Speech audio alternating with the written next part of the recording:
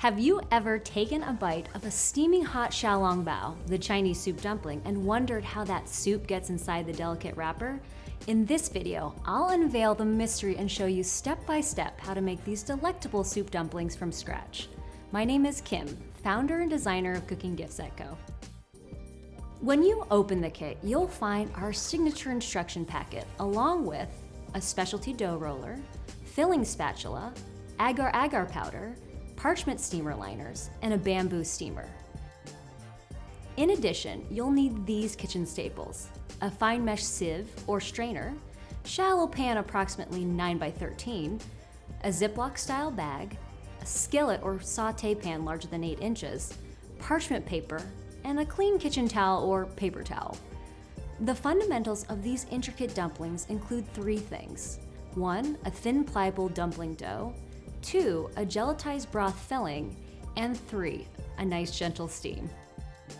As a fellow home cook, I know just how important it is to choose your own adventure. That's why our kits are designed so that you can choose the recipe card that inspires you and use it with our step-by-step instructions. So, if you haven't already, grab a recipe card, which doubles as your shopping list, and let's get started.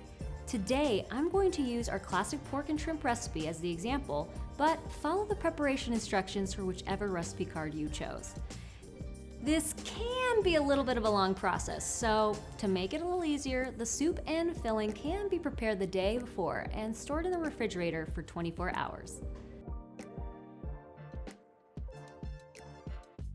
To get started, place flour in a medium bowl and use a spoon to create a deep well. Add oil and just boiled water in the center of the well and mix with a fork until the dough is shaggy. Remember, the temperature of the water is crucial for the perfect dumpling dough.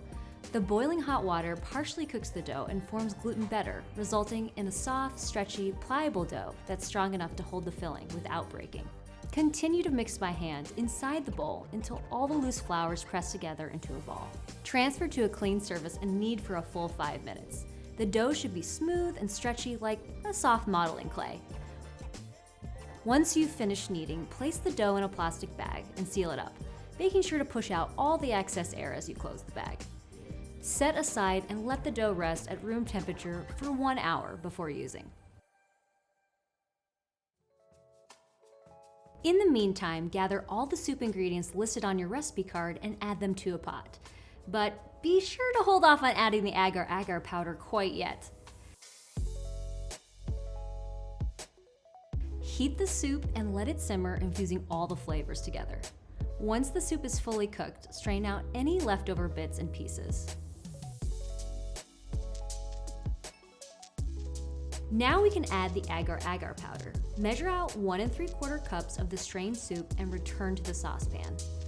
Whisk in 1 1/2 teaspoon of agar until all the powder dissolves. Bring the soup to a boil and turn off the heat. Pour the mixture into something close to a 9 by 13 baking pan or a shallow dish to make a thin layer that will cool quickly and be easy to cut up. Refrigerate the mixture for about 20 minutes or until it's completely cooled and set. If for some reason it doesn't set like Jell-O, return the mixture to the stovetop to reheat it and add a little more agar powder. Once set, run the bamboo filling spatula along the edges to loosen it and remove it from the pan. Chop the gelatinized soup into 1/8 inch cubes and set aside as you prepare the filling. If you plan to use a food processor for your filling, a rough chop will do. Combine all filling ingredients from the recipe card into a bowl and mix well. Keep everything raw, even the meat, unless the recipe says otherwise. Now, add in the broth jelly cubes and make sure to mix them in evenly. For those of you who have a food processor, you can just toss everything in and let the machine do the work for you. Now that we've got the filling all set, it's time to move to the fun part, assembling the dumplings. If you're taking a little break, don't forget to store the filling in the fridge until you're ready to assemble. Now that our dough has rested for an hour, it's time to start rolling out our wrappers. First, take the dough out of the plastic bag and cut it in half, returning the other half to the bag for later. On a clean surface, roll out 1/2 of the dough into a 14-inch log, using the ruler on our printed instructions to guide you. Then, cut the log into 14 equal pieces and cover them with a damp paper towel to prevent them from drying out. Roll each piece into an even ball and flatten it with the heel of your hand. Using the roller, pick up and rotate the dough frequently to roll a very thin and even wrapper. Try to create more of an even shape so that it will be a little easier to pleat. If your wrapper is looking a little wonky, you can always pick it up and stretch it with your hands to make it more even. Once your wrapper is thin, even, and about 4 inches in diameter, your wrapper is ready to fill. Whatever you do, avoid rolling out multiple wrappers at once to prevent them from drying out. Instead, focus on rolling out one wrapper at a time and assembling the dumplings immediately. For easy filling, I find the easiest way is to lightly place the wrapper in my hand. Then, using the filling spatula, scoop 1 large tablespoon of filling and place it right in the center. Try to avoid getting it on the outer edges. It'll make it harder to close later.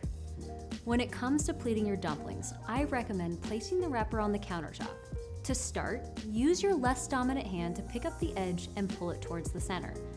Using your other hand, use your index finger and thumb to gather tiny pleats towards the center, where it will meet the other hand. In other words, one hand is stationed in the center and the other is pulling pleats up to it. Do this all the way around the edge until the dumpling is closed. The great thing about this fresh dough is that it's much stretchier and pliable than anything store-bought, so you can really stretch those pleats up to the center. Once everything has been gathered, I like to pinch the top of the pleats together and then twist off any excess dough. Place your finished dumplings directly on parchment paper and keep a damp paper towel on top to keep them from drying out. Find a large skillet or sauté pan that's big enough to fit the bamboo steamer basket. Fill it with about 1 inch of water and set it on high heat to bring to a boil. If you haven't already, line your bamboo steamer trays with the parchment liners and place your assembled dumplings inside. Make sure they're spaced about 1/2 inch apart so they don't stick together. Once the water is boiling, carefully place the bamboo steamer basket in the pan and steam each batch of dumplings for 10 minutes. Keep a cup of water nearby to replenish the water levels as it evaporates. After 10 minutes, remove the lid and take out the steamer basket using oven mitts. But be careful not to burn yourself with the hot steam. Serve the dumplings immediately and enjoy with soy sauce and ginger.